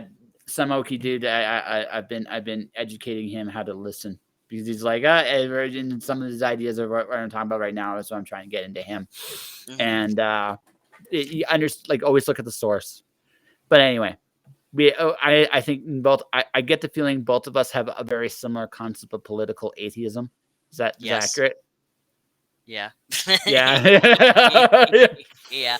I also too, and I joke, and people do take this seriously for me as well sometimes, but I also believe in anarchy as well. It's just messing things up and destruction, but that's just because I'm also cynical at heart. I'm too old for cynicism. I think idealism is the only way to be, because Hmm. here's the problem with cynicism is this: cynicism is a salve to help you from being hurt. Hmm. The problem with cynicism is it closes the door from seeing certain possibilities. An idealist can be fooled. This is true. I can be a sucker. I mean, my lollipop flavor is strawberry, but that's okay, right? But the thing is, I don't know what the real world is, because the world's too big for me to grasp. And cynicism is a buffer to protect me. Hmm. But if I'm going to change the world in a meaningful way for myself, I can't be afraid to look at the world. Hmm. So by default, I'm an idealist. Right. Yeah, absolutely. Right? Does that make sense? Does that actually make Hmm. sense? No, Right? it does. Yeah. Yeah. Yeah. So, but politically, I'm an atheist. I will just criticize who's in power as fairly as I possibly can, and Hmm. that's it. It doesn't matter to me where you stand with your politics, with your your so-called ideologies. I measure you really simply like this: will you Yep. come through on anything you say? And if I can't trust you, you're not worth a fuck. That's It's pretty true. much where that's me. And that maybe sounds simplistic, but that's where I am at. No, and it's no, see, I'm the type of person who, and I always say, yeah, I do believe in political atheism. I do believe in, man, I believe in a lot of things. And that's good. It's glad Mhm. that means you have passion. That you maybe not as cynical, but you're angry, and you're Yeah. and the thing is, this is what I say: your anger is justified. Yep. And a lot of people, especially with my current book, I do tell people, I don't really care, or this book's an abomination. But the real thing is this: is that if I didn't care, I wouldn't put as much effort into the stuff that I do. Mm-hmm. So I would, Absolutely. right, like, because I've been told before that the Legend of Sparkle Dog is insensitive against the furry culture. But my argument is, if I was going to be insensitive, I would just send out mean tweets and harass people, then make a parody about the actual culture itself. That's And funny. that, I look at it more like, so I was taking public transit in Calgary. It's not like public transit in your neck of the, actually. I don't know how it is in Ann Arbor. Do you actually have a good public transit system there, or do I just are we both laughing right now? Because I remember what the transit was like in Detroit. So oh no, the one in Ann Arbor's transit is fine. yeah, Yeah, it's they got actually nice clean. Yeah, they got nice clean buses and they're always on time. Yeah, yeah, oh yeah, yeah, nice. yeah. So you actually have a halfway decent transit system there. So Hmm. I say it like that because so Calgary, so we have a decent one too.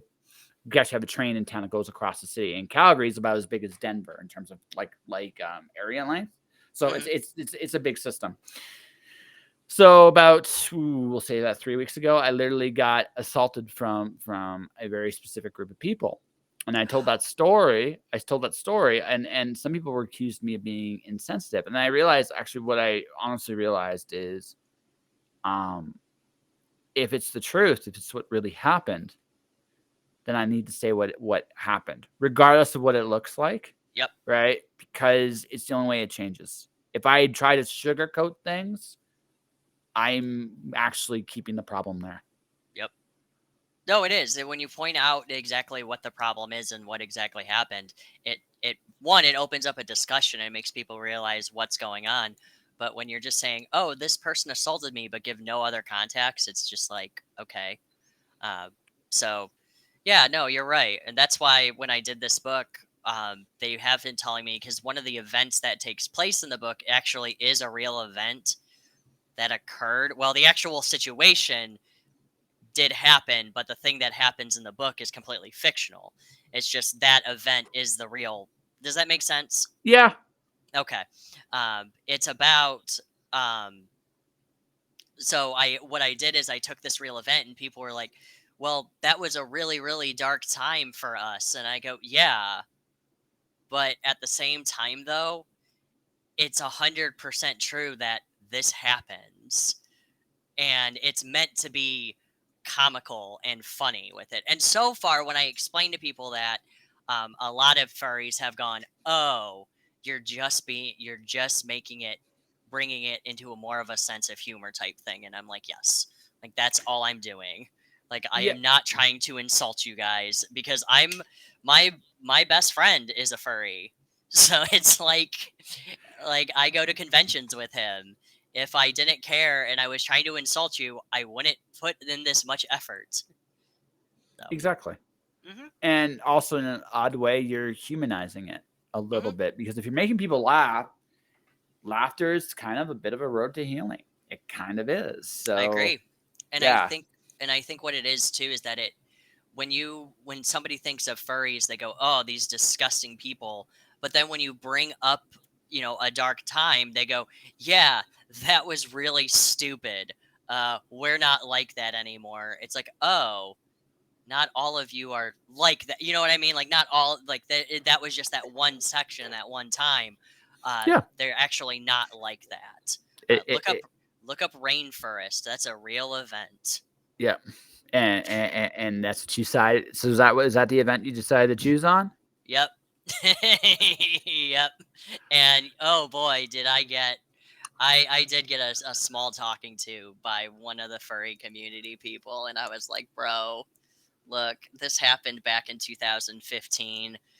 It was a really disgusting time, but the whole book is meant to be a parody on what people perceive you guys as, and it's just supposed to be fun. And he was like, oh, okay, that makes sense. I'm like, yeah.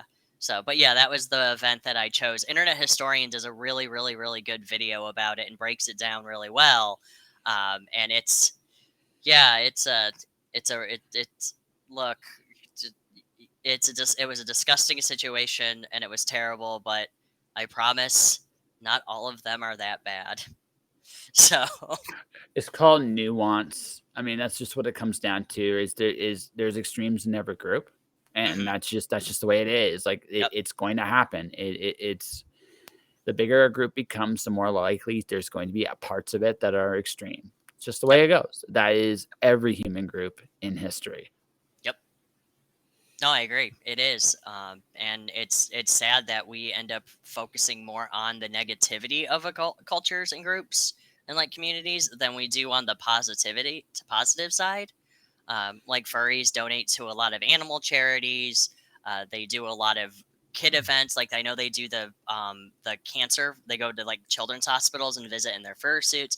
Like they do a lot of things for the community, and most of the ones that I've run into have been very pleasant. Oh Uh, yeah. yeah. So we went when we go to Motor City Fur Con to sell kits furry porn. He ends up. I always end up having a great time because it's just a bunch of nerds hanging out in animal costumes, drinking and talking. Yep. Well, yeah, but mostly, like honestly, Samoki dude, that's life in general. Look, I mean, going back to something I said earlier, the world is bigger than me. There Hmm. are things in this world that are just not me. I Yep. don't pretend. I don't pretend I'm going to understand all of it. There are parts of there are whole movements I do not understand. Right. But at the end of the day, A, does it really impact me? No. B, right? And if I do have questions, I should ask those questions. But Hmm. really, that's it, really. And Yep. B, right? And B, if I am so serious about freedom in the sense that people have the right to live and be whoever they want to be, Yep. then I got to accept the fact that you know, that's it. Yep. But Furries here's the are thing. furries are weird. No, Yep. I'm not. I'm not denying that, but we're Yeah. all weird. Like, Yeah, that's the thing. Like Samoki dude, that's the thing. Like we all have those qualities about yep. us. We all have things about. There is not a single person in the world that isn't just a little bit insane. Sure. I'm openly crazy. It's okay, right. And that's. But in saying that, right, I also recognize that we all respond to different things a certain way, and because we just are who we are. Yep. That's it. No, It I like that's. I'm the same way. As where as long as you're not hurting anybody, you can do what you want. But the other thing is that I used to go to anime conventions all the time too and dress up, and in reality, it's no different. Like, yeah, they have a fur costume, but it's no different than seeing a giant grown black man dressed as Sailor Moon walking down the street at Mhm. an anime convention. Like, so when people are like, "Oh, that's so weird," I'm like, "Have you seen Dragula on Shutter?" Like, have you seen like what weird things people can do? Oh, Yeah, they're not hurting oh, anybody. They're just having well, fun. yeah, and that's the other thing too. It's like this show. I've seen all kinds of characters walk Sure. into this show. Some I understand, some I don't. At the Hmm. same time, you know what? I'm giving them the freedom to be themselves. Yep. That's what I can do. Yep. The rest, like I do believe in God, and I'm gonna let that. I'll let God figure it out. Because honest to God, what the fuck do I know? Yeah. No, you're right. You're right. Yeah. No, we Right. don't know anything. We are just specks of dust floating on a giant rock. Yeah. No, and There's that's only it. there's only two things. There's only three things I know for sure. And that's this. I ain't gonna always be here. Hmm. I got a choice of how I want to be while I am here. And okay, maybe I just know two things. But I think those are a good two things to know. Two things. I drink and I know things. Those are the two things that I know. Yeah, I drink. Yeah. No, That's no, it. that That's it. Like, there's not very much else that I can really say concretely. That's for sure, for sure. The rest of this is really like there's no rules here. Like that's the one thing about life is there's really no rules. People are going to be who they are, and Well, rules are arbitrary constructs that we've made. In reality, there shouldn't be any actual rules. It should just be us being able to do what we want. well, here's the thing. Personally, I want us to go back to the Victorian period. But I know that was a terrible time. I just wanted to pick a period to go back to. Oh, okay. See, for me, it would be the Renaissance. Mm. I love discovery. Like we are actually technically in a discovery era right now, believe it or not. Even though for all the other crazy shit going on, there's cool new things to be being discovered every single day. If you want to love it. So, I mean, we are in a Renaissance secretly. Like I said, I mentioned this earlier, the whole decentralization thing. Mm-hmm. How we get there is up to us. There are some really, really magically positive ways to get there, and there's some really magically negative ways to get there. It really comes down to what we want. That's it. Yeah. And at this point, it seems like everybody wants negativity. But I digress. I'm too old for that. I'm too old for that. For me, it's just ice cream and Baileys, my friend. Ice cream and Baileys. See, I'm just alcohol. No, I'm cookies and beer. That's what I am. Oh, yeah, cookies and beer. Okay, I'm gonna do Baileys and mint ice cream. I hope you're okay with that. I am okay with mint ice cream and Baileys. Both of those are delicious. So there you go. I am not. When it comes to sweets, I'm not picky. Okay. So here's the thing. If I do, so this show, when I break 1,000, at some point, like after I break 1,000, I'm going to be on the road doing my show on the road. So if I show up in your neck of the woods because my family is there, and I'm looking for. I'm not gonna lie. Part of this is an excuse for me actually to come over into the neck of the woods. But the other part is the other part is, would you like to come eat like cookies and beer and Baileys and ice cream and do this live in sometime in post 1,000? Fuck yeah, I would. Yeah, absolutely. I would love to. Be great. Yeah, because I like doing that kind of stuff, just shooting the shit, and that's why I really like doing this. Like, this is really great because it's just shooting the shit, talking about stuff. Yeah, that's what we've been doing for nearly 2 hours, man. Oh, jeez, man, I'm sorry. I mean, don't be. This is just like this is how I had no expectations when I walked into the show with you. So okay. And so don't worry about it. And by the way, whatever they told you about me was probably true, wasn't it? They said some things. Yeah. I mean, yeah, they said you're very sweet and you're very nice and you're very good and you know your stuff, and yeah, that's all true. So, yeah. They also said you're a pain in the ass and a serial killer, but that was a totally different time. Nita, Rodney. It was Nita and Rodney and Tina. So listen, believe Rodney. You can kind of believe the other two, but believe Rodney. Tina, or because Nita's technically my boss, I never believe anything she says. I don't even listen to her. When we did our show, I always play a game of how long it's gonna take for us to get flagged on YouTube. So, no, Tina and I love them. Tina and Rodney are great. I like Nita and Daphne. They're all wonderful people. So Nita's actually afraid to come on the show. I know, and I'm gonna make fun of her for it and get her to come on. Do you know? Like, I don't know if did she tell you that, or did you figure that out at some point? She told me. Yeah. No, but she. No, I mean, I kind of get it. I guess I don't know. Wait, you get why she's afraid to come on the show with me? Yes, because you're so serious. You're super serial about everything. Yeah. Everything. Yeah. That's why I'm scared of you. That's why I'm here. That's why you're here? I thought you intimidated me earlier, like that super serious thing you started with at the very beginning. I did. I am a way too serious person when it comes to any comic book or podcasting endeavors. Yeah, you see that. Totally. So how far along is your Kickstarter? Right now we actually just got up to 50%. We're 12 days to the ending, and we just hit 50%. Congrats, man. Thank you. The truth be told, I'm actually very grateful for everybody who has put in the work and the effort for it and also donated. Every bit helps. But I'm also really shocked that my little disgusting abomination that started out as a joke is actually getting a lot more positivity and excitement than expected. So, Uh, so I'm gonna push back on you. I'm gonna say something deep here. Are you ready for this?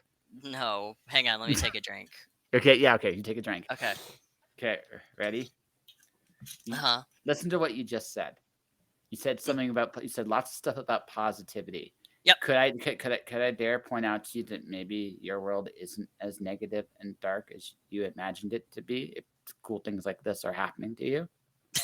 Oh, you saw through it. My actual dark and negativity is actually a facade and for comedic purposes. Yes, no, Yes. it is true. No, because that's why, well, like, I always do say I'm dark, depressing, and everything. No, I'm a very positive and happy person. I just use uh, that kind of stuff as comedic value. Yeah, Uh, I do see a little bit. I think the anger part is a little bit true, but sure. yeah, but yeah, no positive. Like yeah, I mean, dude, you're putting a book out there, and Yep. what like is this your first campaign? This is my first Kickstarting campaign. I do have a book through Marcosia Enterprises called Blue Lullaby that came out this year.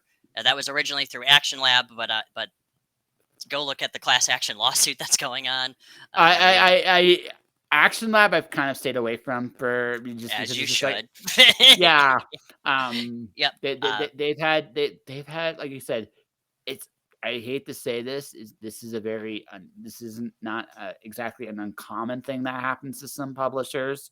Oh, I I know. wish it I wish it I, wasn't so common, yep. but No, not no, trust me. I know. I know. When it everything started happening, and I regained the rights back, it hurt because Action Lab was the one I was really going for because Raylan Grant and David Pepos and Ram V, like all them started there, and now they're doing awesome. And I was like, hell yeah! And they were actually some of the ones that got me to submit to Action Lab as well because I'm actually decent. Actually, Raylan Grant's from Ann Arbor. Mhm. So that's how we actually bonded. But now I put out this Legend of Sparkle Dog with Blake Matthias, which is this book that was inspired by the furry community and me being associated with it. But we decided to put this out as more of a joke and just a very entertaining multi-genre experimental book. So it's a very interesting title and I'm having a lot of fun doing it and I'm very happy and very excited to show people it. I know I tell people that I don't care. It's an abomination. It's disgusting. It shouldn't exist.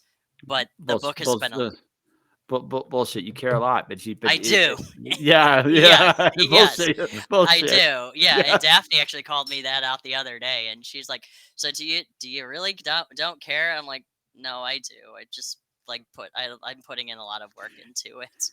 Um So dare I say you're a passionate dude doing really cool stuff that you love is getting the attention it's getting, and mhm. maybe you're a little surprised because Yes. you're a little surprised. Well, yeah, because when Blake and I actually started doing this book, we were having lunch at the Motor City FurCon, and we were talking about people and their personalities when they're out of fursuits and in fursuits, and then we started talking about how well, what happens if somebody put on this suit and they became a serial killer, or when they put on the suit, they saw everybody as furries, or they could figure out who's a furry, but they would attack normal people who weren't. And we started just playing around with the idea and we came up with these four people who are going after him, which are the four guardians in this book. And as the more and more we were developing it, I said we kind of started out with a game of chicken after that, where I wrote a page, he started doing paneling and layouts for it, and then I started advertising it as a joke, like I started putting on Facebook and Twitter, and I was really shocked with the positivity and the actual like interest people had in it. But So, so here's my book. It's gonna be my Kickstarter next year. It's mhm. stick figures revolting against their creator because they weren't as pretty as the rest of the world. Oh hell yeah, that sounds like something I would love. And I did it like a Dr. Seuss book. It broke my brain. Aw, are you It's my doing the art? I did not do the art for the interior, but I am Okay. doing a cover for it. Okay. Is it a I'm stick figure cover? Yes, it is. It's totally gonna be a Mm, stick figure cover. Yeah, good. yeah. And one of the people I spoke to do a variant was Miss Kaylin Smith. So I'm going to do like a Dr. Seuss Golden Storybook as Mhm. one version. I want a Golden Storybook. Screw the traditional comic stuff. Give me a Golden Storybook that's mine. That'll be top. But Right. I will make a comic book version of it as well Mhm. because there's some people that will enjoy it that way more. Why not satisfy both audiences, Sure. No, I right? agree. I mean, look at the stuff that DC, Dark Horse, and all of them does. They do their kids book stuff formats, and then they do the actual comic book stuff, and it's great because you get a bunch of different audiences. Yeah, So exactly. And then yeah. that's the whole thing. So that's gonna be my first Kickstarter, and then and then my second one will be my physical copies of I did an Alice in Wonderland Greek mythology mashup. Oh. Alice's Pandora. It works very, Oh. very well. You can actually buy them on Amazon right now if you want to. I will definitely. Pardon. I will definitely take a look. You'll Um, be like, wait a minute, what the hell did is he do this? here? Why is this? No, but no, so far, yeah, this has been a very interesting and good experience. I've met a lot of good people doing this. Mhm. I really do encourage people doing Kickstarters. I also recommend asking people how to run one because so far I have discovered I've done pretty much everything wrong. And that's okay because it's a learning experience. Like I haven't done everything wrong, but there are some things that I should have done that would have been more beneficial to me. I'm like, oh, I didn't know that. So Oh, I no, it's always good to ask. And yeah, also it's always good to go through the process too, because if you do it again, your next Kickstarter will be both easier and harder because you'll yep, know better. That's exactly why it'll be both. It'll be both easier and harder. I know better. Oh shit. Right? right, But but that's the best thing, right? You're learning and you're doing your first one and you're 50% of the way there. And so now it's about advertising as much as possible. So I'll tell you what I'll do, my friend. This is what I will do for you. I will do a next week. I will release this as part of instead of releasing it when I would normally do so. I'll talk hmm with my boss. I gotta warn you, he's a dick. But I gotta talk to my boss, and Are I'll you see your about own boss? yes, Okay, I get it. I yeah. get it. We're at, yep. I'm my own boss too. Anita's my boss, but she's a bigger asshole than me. I'm gonna get shot. No, it's okay. No, I'm sure Nita's tickled pink that I've actually given you some airtime here. So, and then you're not the only Yes. one. Yeah, it's Tina too. All right, Tina too. So, Yes, and I yeah, love Nita and Tina, even though I give them shit and I tease them all the time, but I love Tina, them. Tina. I'll tell you a story off the air. I made Tina pop this year really hard because of Aw, how professional I did. I destroyed a marketing company. It was kind of fun. She got a good kick out of it actually. So, because of how I did it, she took like no, she's a her and Rodney are very, very sweet. I'm going back on their mhm, show next week talking football with Rodney because we did a football special on my podcast. But okay, what I'll do for you is I will make sure that next week sometime this show will air as an audio okay. as well. That way you get some airtime in front of my bigger audience. Right. Thank So you. yeah. But don't tell. Well, don't. Okay, I don't care if you tell anyone to do this. But that's I neither mean, here nor aren't we there. live right now? Can't Yes, people we hear are. Yes. that? Don't Don't tell all you anybody. 6,000 people, don't tell anybody, 2,000, but that's please. okay. Yes. It's like, yes. Ah, But beautiful. Thank you. Chad, I think we've had a good conversation here. What do you think? I agree. No, hands down, this was a lot of fun. So, I so before you disappear, you know what you need to do? You need to give me the link to your Kickstarter so I can put it up here so people can look at it and Oh, go. yeah, yeah, yeah. No, I we got to be motherfucking professionals at the end here, right? You're right. You're right. We do. Ugh. That's one of my biggest things too. I'm gonna be very happy when this Kickstarter goes. Oh, do you want me to send it to you through Facebook or? Why don't you just do the private chat because that way I can just do it there. You guys send it to me to the Facebook too eventually when I ask you for stuff off the air. But for now, the private chat is where we want to go because I so for everybody, Yeah, that way I can put it on my Twitch stream because I'm cool that way. you're Like I said, fancy. You got a Twitch stream.